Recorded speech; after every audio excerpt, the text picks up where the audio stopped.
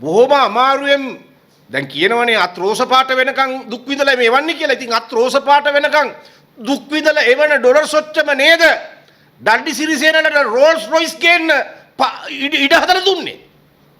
ඒ මිනිස්සු අත රෝස පාට වෙනකන් පිඟන් හොදලා ඩොලර් ටික මේ රටට එවන්නේ ඩඩ්ලි සිරිසේනලට මේ අමාරු කාලෙත් රෝල්ස් රොයිස් ගේන්න ඒ ඩොලර් ටික පුච්චන්නද?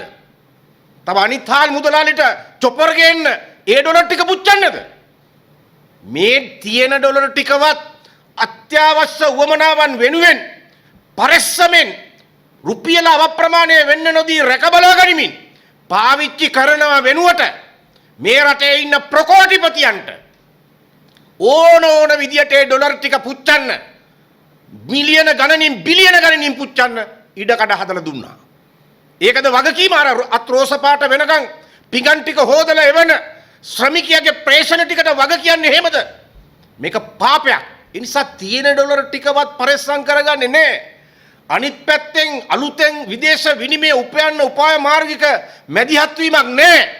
උපයන විදේශ විනිමය ප්‍රමාණය පිටරට හංගලා තිබ්බොත් ඒක වළක්වන්න පුළුවන් විදියට විදේශ විනිමය පනත වෙනස් කරගන්නෙත් නැහැ. මේ මොකක්වත් නොකර තියෙන ඩොලර් ටික පුච්චනවා. රෝල්ස් රොයිස් ගෙන්නන්න ඉඩ හදලා දෙනවා. චොපර් ගෙන්නන්න ඉඩ හදලා දෙනවා. සුපිරි සැප ගන්න මහා පරිමාණ ඒ ධන කුවේරයන්ට ඉඩ හදලා දෙනවා.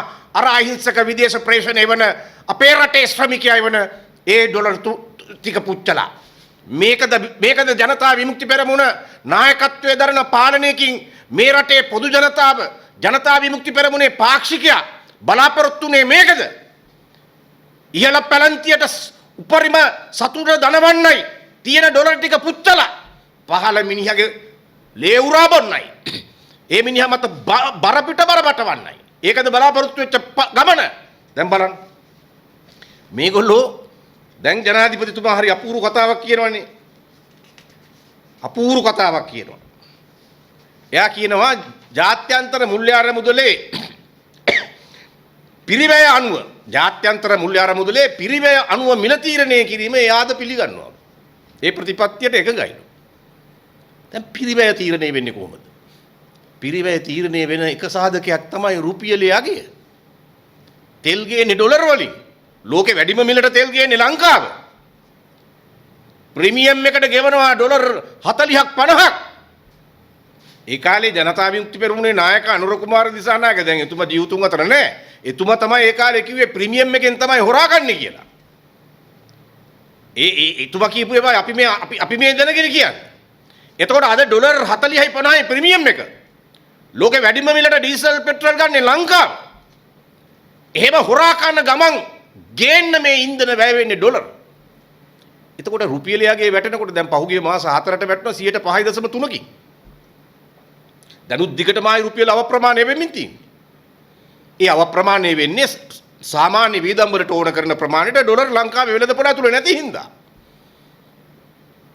නැති උනේ ඇයි?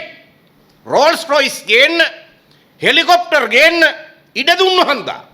තියෙන ඩොලර් ටිකවත් පරිස්සම් කරගෙන අත්‍යවශ්‍ය වියදම් වලට වැය කරන පාලනයක් නැති හන්දා.